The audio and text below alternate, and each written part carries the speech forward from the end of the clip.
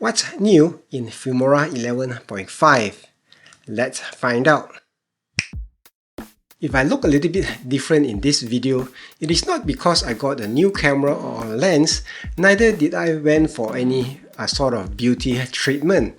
However, with some help from Filmora, I've looked from this to this. The first thing is this beauty filter. It will enhance your appearance, especially if you might not be looking at your best due to lighting, perhaps due to camera, or for whatever reason. Initially, I thought that it would just suit the ladies more. However, it works for men as well. So give it a try out. Use this filter for good and not for evil.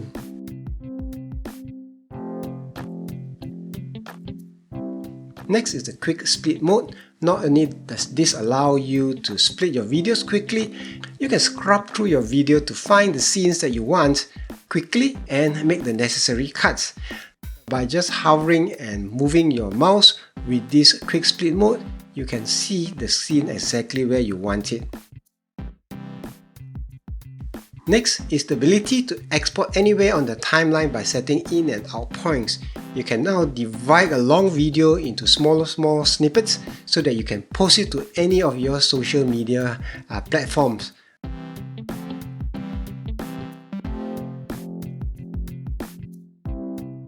Three final things is Boris FX. There are some new effects over there you can try out that allows you to enhance your videos in different ways. Finally, there's also wind noise removal as well as hum noise removal on top of the normal denoise to help you improve your video. Hope that you found this video helpful. If you like it, do give it a like and a thumbs up. It really helps my channel. Do check out what's on the screen right now for the next Filmora tip.